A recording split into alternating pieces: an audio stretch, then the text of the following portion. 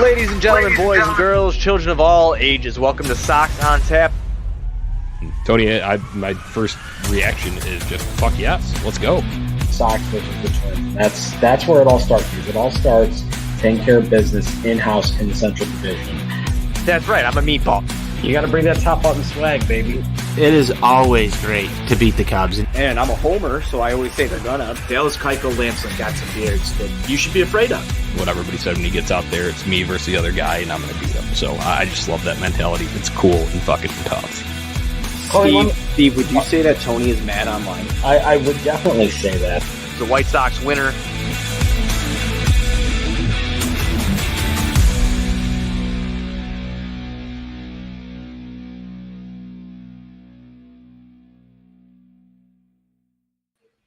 Ladies and gentlemen, boys and girls, children of all ages, welcome to Sox on Tap. I am your boy Buzz, and I'm joined by my dude Steve at NWI_Steve, and we are here to recap the Chicago White Sox win over the Los Angeles Angels 12-8. Before we do that, be sure you're going to ontapsportsnet.com for all your Chicago sports literature and podcasting needs. Following us on Twitter at Sox on Tap, at OnTapSportsNet. Following Steve at NWI_Steve. Follow me at Buzz on Tap. Anywhere you can listen to podcasts, you can listen to us. So give us a 5-star rating and review because that's cool and tough. Steve, me and you, just like last year, we get to do the first victory of the year. So crack them to that, my friend. 12-8, dude. What a game. Hey, yo, man, this game kind of had a little bit of everything in it. Some real highs and lows, you know. They get up to that big lead 7-1, and then all of a sudden this thing gets real tight. You think they're starting to pull away a little bit, then it kind of contracts again. I mean, so we got a lot to unpack here. We do. I think that we have to title the episode "The Pen Is Mighty." I know we're stealing that, but we're gonna have to take that tonight. That's gonna be that's the the episode name here. From top to bottom, this game was exciting. It was fun. And most importantly, we come out with a win, and we have a lot, like you said, to unpack. But why don't we start off with the first inning for the Angels? They come out and 11 pitches. I wrote notes, Steve, because I was supposed to get a tattoo tonight, and then that ended up canceling. So I took down a book of notes here. But he goes 11 pitches to retire the Sox batters in the first. It's all it took. Gets all of them, takes them all out. And then he actually ended up putting 6 up, 6 down for him tonight. So Sox offense started slow. Yeah. Those first 2 innings there, Heaney was really attacking the Sox offense there, particularly with fastball up in the zone, elevating the fastball. And the guys just weren't picking the ball up very well off of him, and the at-bats themselves just were pretty shitty, for lack of a better term. So that 6 up, 6 down there, that those first 2 innings kind of made you feel like, is this going to be one of these nights where things are just off again a little bit? And then, fortunately, third inning came around, second time through the order, and we started to see things take a little bit of a turn there. Yeah, so the Angels get their first run in the bottom of the first, and Ohtani ends up getting to third base on an error from Jose Abreu. Now, at the time when it happened live, I just thought that he had missed it going towards the baseline, but I guess it went under his legs, and that was courtesy of our friend Alex Rude. He let me know. He rewinded it. He checked it out. That's what happened. Ohtani ends up getting to first, and then he ended up scoring on, I think it was a Trout single, infield single he ended up scoring on. So Sox go down 1-0 right away. Again, second inning, not a ton of action. Keuchel let up 1 hit, but no damage was done. Now we get to the top of the third. We get to the exciting part of this shit. Eaton grounds out. Mercedes, in his second MLB at-bat, hits a single. It was his first hit of his major league career. Then you get a Madrigal single. Mercedes to second.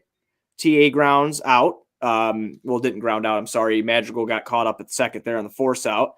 And then Robert comes up. He walks. That ends up loading the bases. You have Mercedes at third. You have Mercedes at third, TA at second, and Robert at first. And MVP-do, Steve. Grand salami, third inning.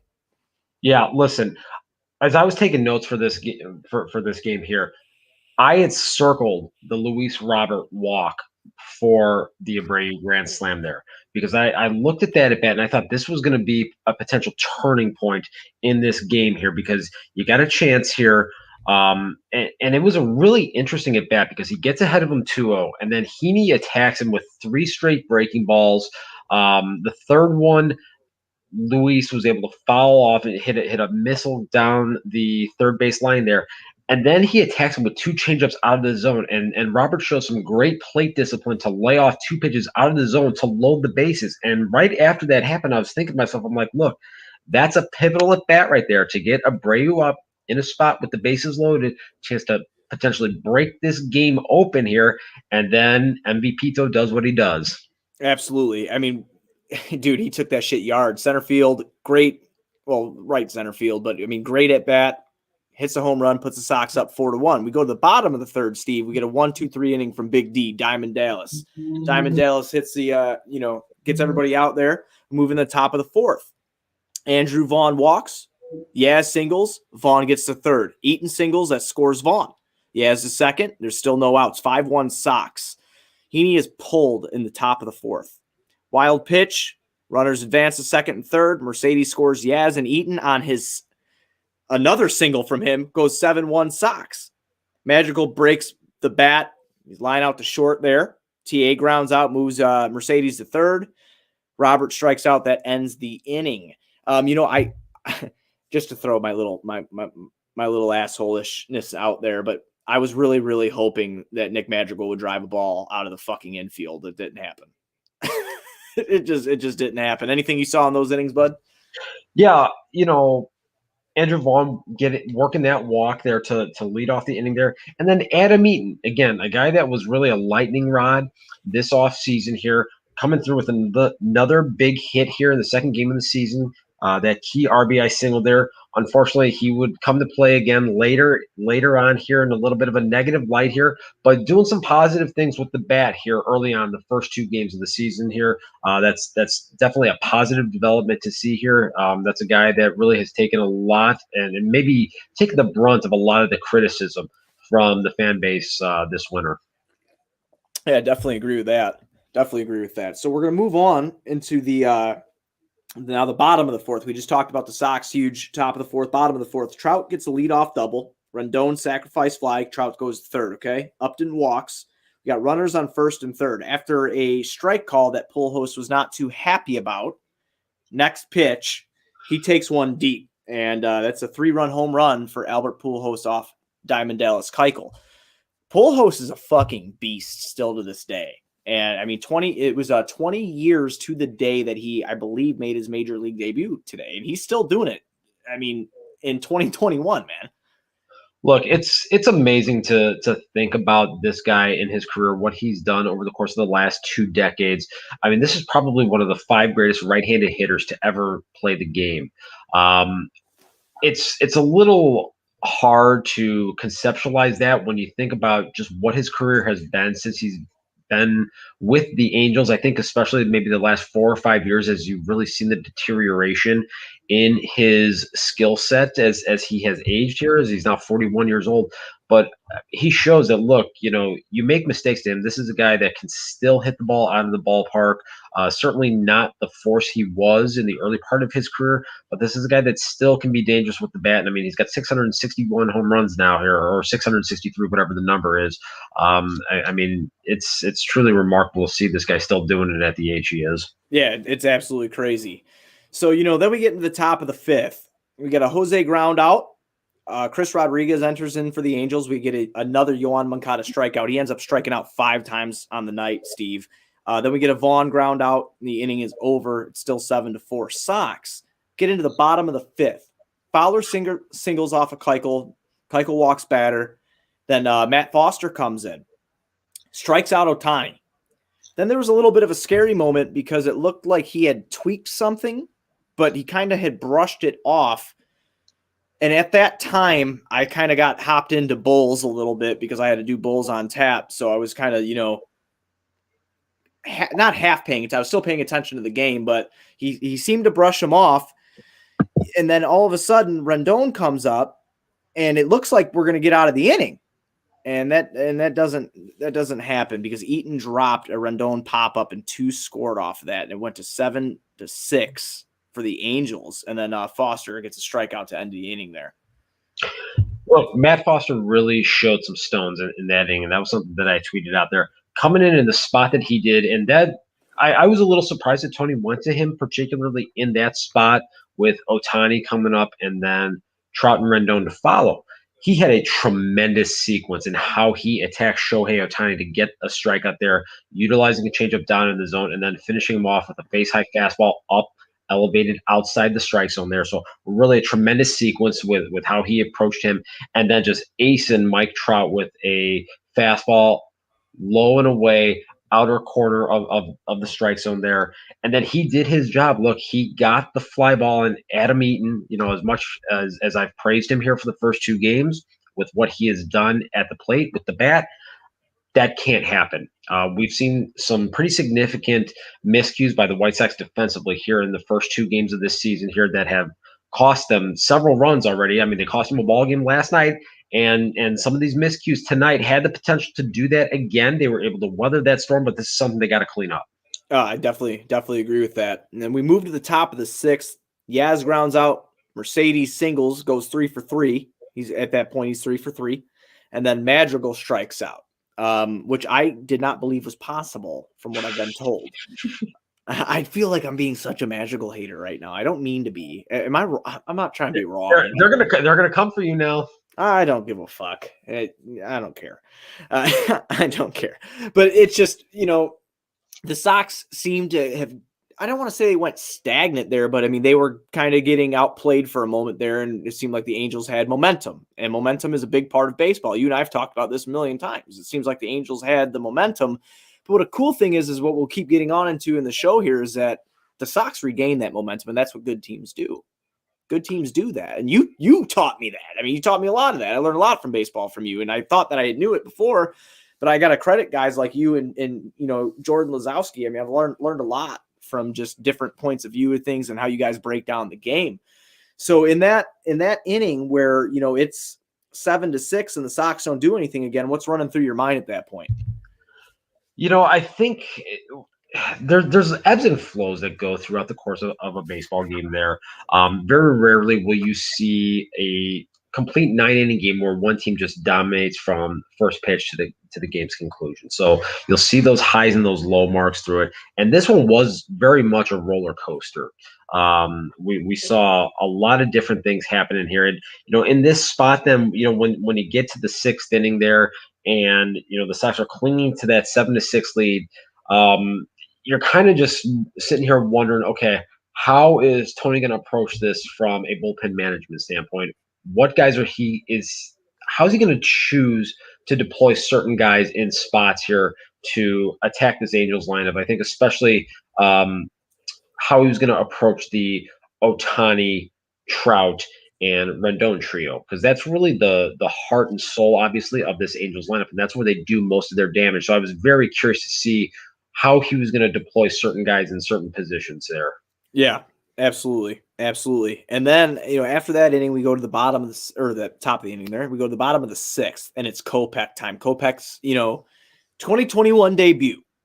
And Steve, I didn't really write any notes here. I just put Kopech time. That's all I put, because he came in and he did his fucking job, and it was awesome. And I was hyped for that.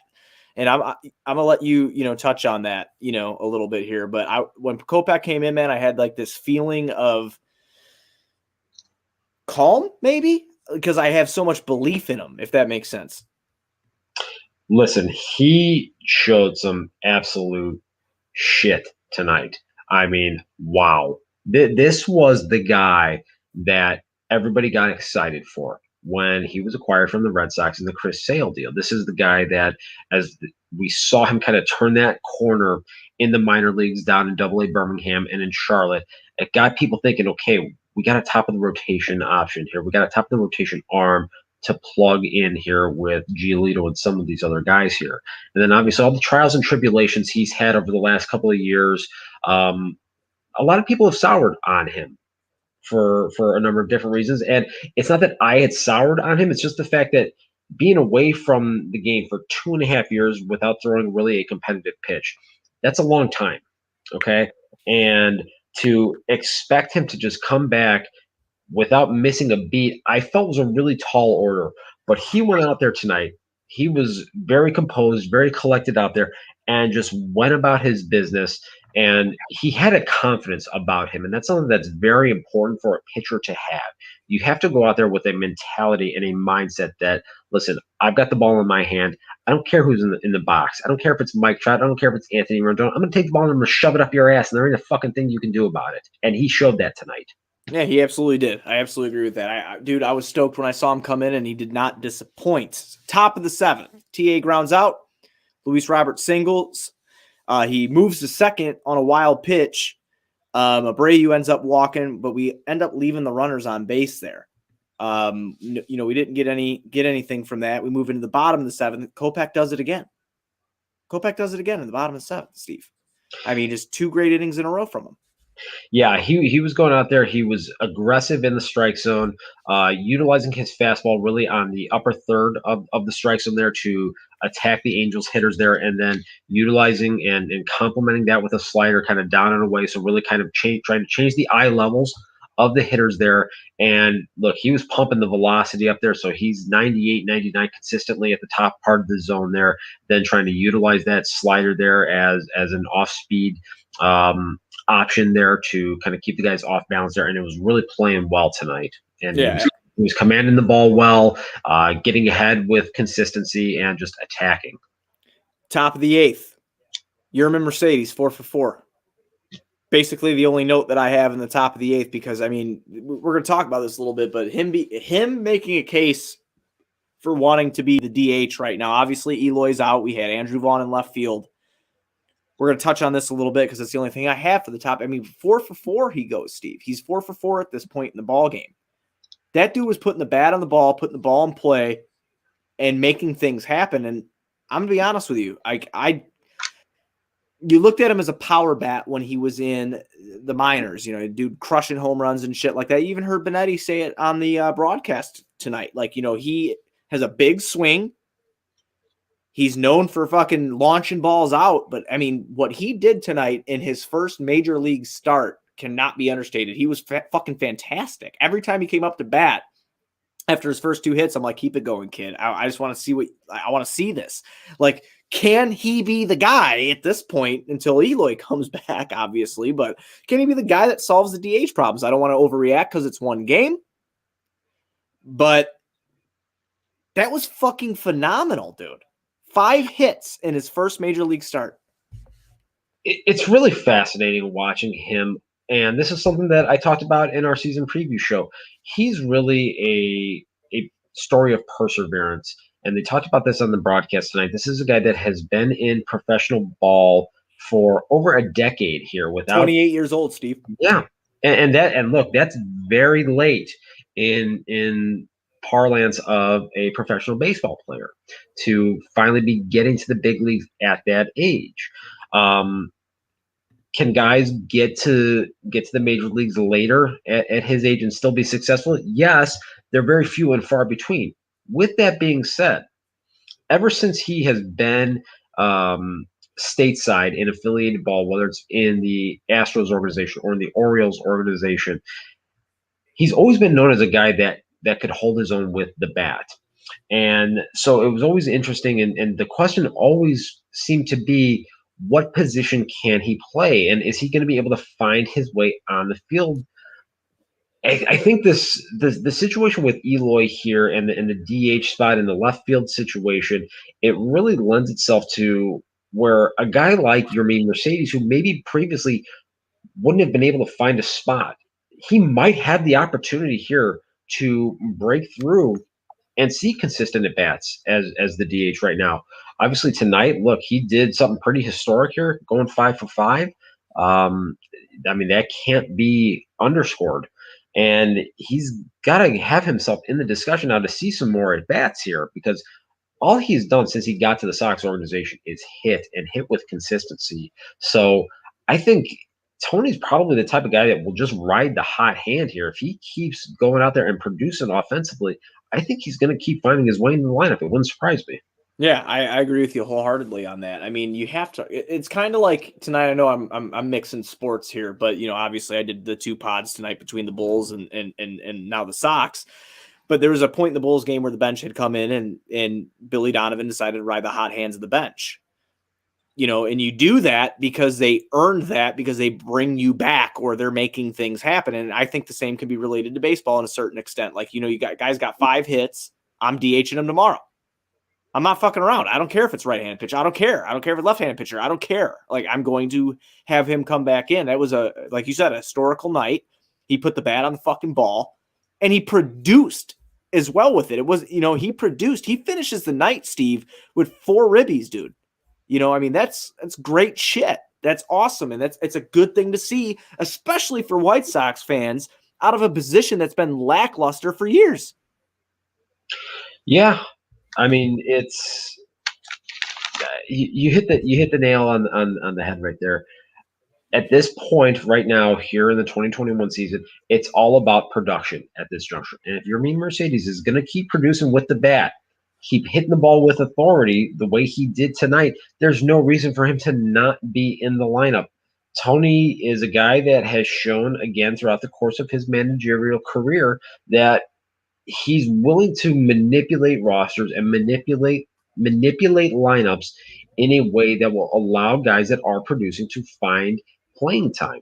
And the flexibility here with the DH position, I think, is going to lend itself to Yermin having that opportunity as long as he continues to produce. Absolutely agree with that. Absolutely agree with that. And just congratulations. I know he's not going to listen to this, but congratulations to him for having such a fucking great game. So bottom of the 8th, Kopech walks Trout. We enter Evan Marshall. He pops up Rodon. Pujols is intentionally walked. And then we get Liam Hendricks.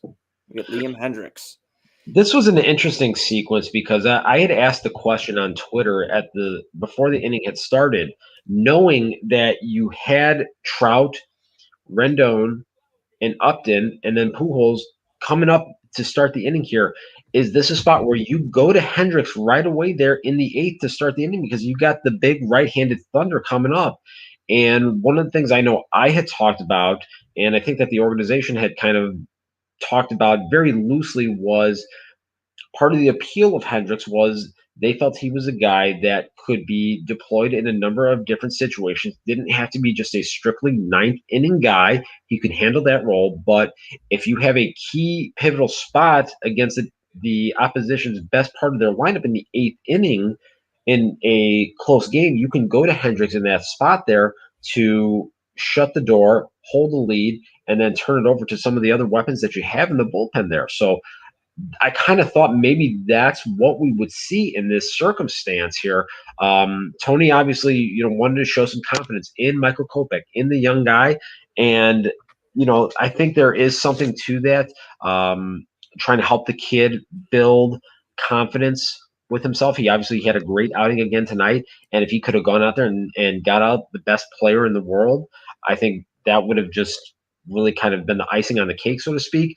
He had a very tough at bat. Trout showed why he's the best player in the world still to this day, working to walk the way that he did, taking a couple of tight pitches out of the zone there.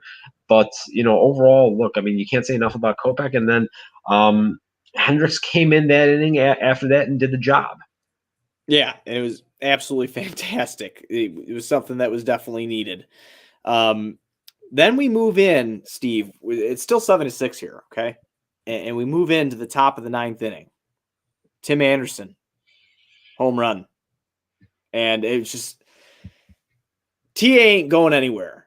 He is an elite player at his position, and he's an elite player in the batter's box, and he's going to keep making things happen. They enter Steve Cishek. Joe Madden doesn't think he's dead yet, Steve. He's still going to – he didn't watch last year. Real Steve Cishek. Yeah, right. I am not Steve Cishek. That's a joke. That's a joke between me and the dudes over at the White Sox Twitter Bureau of Investigation, in a little group chat we have. But Cishek comes in. It's a wild pitch Abreu goes to second because they ended up walking Abreu. Okay, Yaz comes in, hits a 2 RBI double. after Hamilton had already walked. Eaton walks. Then you have Yermin Mercedes come up, Steve. And this is his 5th hit of the night. And it's a fucking 2 RBI double. It's 5 hits on the night. I know we just touched on him, but that is what brought the Sox lead to where it did. That's what brought the Sox lead to 12 runs. And the top of the 9th inning was just them putting their foot on the gas, stepping on their throats, and calling it a day. And absolutely what you wanted to see from a team that that let up a big lead, and then they come out in crunch time and they produce. That is what good teams do. Yeah, listen, there was certainly an opportunity there after that 8th inning, after the Angels tried to mount a little bit of a rally there and try to put a little bit of a scare in you when the game was still relatively undecided there, and the Sox took the opportunity there in that 9th inning to add on, get some additional runs there. Timmy, just again, another fantastic at bat, doing what he's been doing here for the last 2+ years. And then Yasmani Grandal coming through with a clutch 2-run double there, and Yermin, like you said. So I mean, you kind of got just up and down the lineup there. Those last couple of innings, you got contributions from a lot of the guys, aside from Yohan Moncada, who just had a brutal night here tonight with the bat and even with the glove. It just wasn't his night, but you had pretty good balance throughout the entirety of the lineup there, and that's something that's pretty important right now. Obviously, in the absence of a guy like Eloy Jimenez, you need some other guys to step up, and we saw that tonight. Yeah, absolutely. That's one other thing I want to touch on real quick, Steve, is there's a lot of kind of, I don't want to say hate towards Moncada tonight. I saw a couple tweets. It was hate. There's definitely hate. Yeah, dude. I mean, there was like tweets like, oh my God, it's like 2018 Moncada. I'm like, dude, like fucking calm down, bro. Come on. He had a great night last night. Yeah. He played well. Here's the thing that a lot of people don't realize about Yohan Moncada, or they just don't want to realize. Even when he's going good, even in the 2019 season when he was an all-world player, he still is going to have these nights where he's going to go 0 for 5 with 4 strikeouts. Obviously, tonight it was the 5 strikeouts, the platinum sombrero there.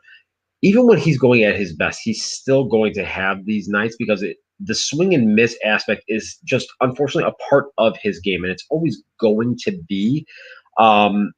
Typically, though, he's able to make up for that in other aspects of his game. Now, again, there was a crucial spot there in this game where he bobbled a potential double play ball there in the 8th inning that could have got them out of that spot there without having to potentially even go to Liam Hendricks. But the thing about it is Yohan Moncada he's going to be fine. We've seen the upside. I mean, look, just last night he looked phenomenal at the plate. So the at bats were quality last night. You just got to chalk this up tonight as a bad game. It happens. People don't realize how patient he is in the box too. He looks for his pitch. So like when you bring up the swing and miss aspect, but he's also patient at the same time.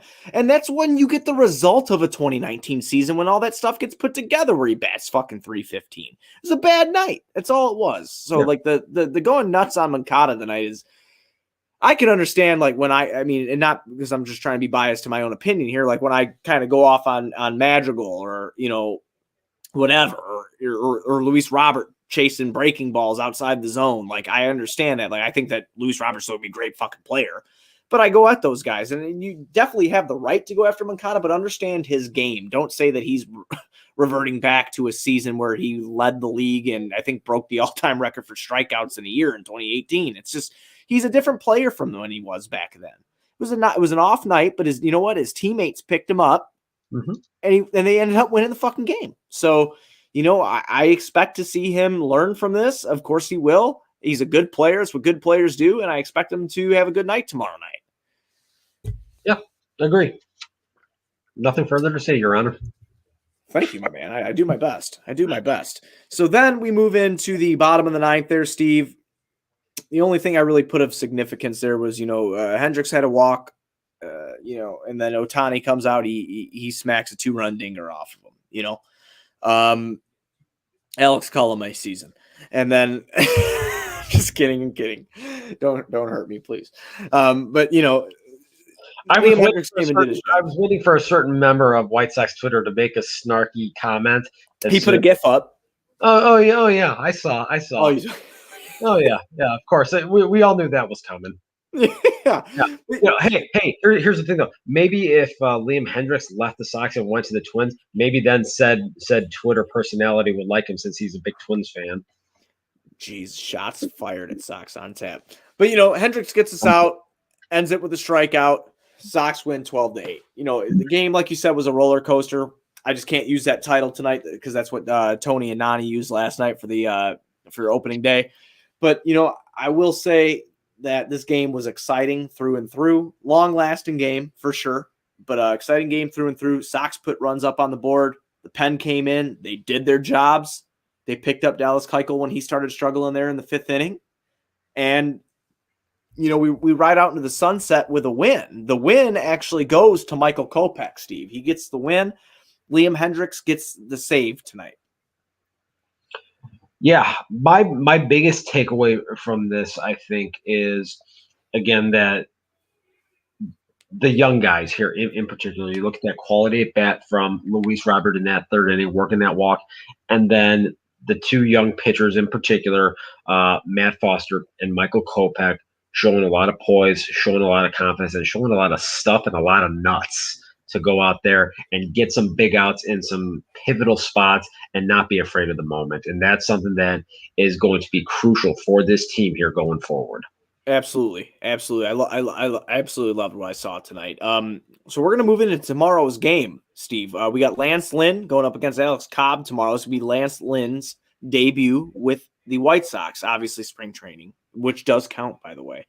TWTW. That's the tone. Yeah, it sets the tone, baby. But Lance Lynn will be on the mound tomorrow night. And, I'm looking forward to another good game, what I'm hoping for it to be at least. I think the offense is going to find a groove. This game does start at 8:07 p.m. Central Time. And, I'm hoping that Lance Lynn shows us why we went and acquired him. I know a lot of people were upset about getting rid of Dane Dunning, and I know he's the ace for the Texas Rangers staff now. He didn't crack the Texas Rangers staff. But it's going to be a good game, man. It's going to be a good game. I have the good juju all in my heart right now. I think that they're going to do good. I think they're going to, get their second dub in a row, moving 2-1 in the season. Lance Lynn, like you said, making his regular season debut for this team. I'm looking for him to go out there and just show that bulldog mindset that he's been known for the majority of his career. And this is a guy that the Sox acquired him to be a pivotal anchor piece of this rotation, particularly on the front end of it. And I look for him to just go out there, laser focus, right out the chute there, going at and attacking guys right away. And I'm looking for good things tomorrow. And Alex Cobb, I feel sorry for what's going to happen to you tomorrow, buddy. Actually, no, I don't. You're going to have a bad time, Alex Cobb. You're going to have a fucking bad time. I want to see Lynn go through at least 6 innings, Steve, and then I want to see Crochet tomorrow. That is what I'm hoping to see.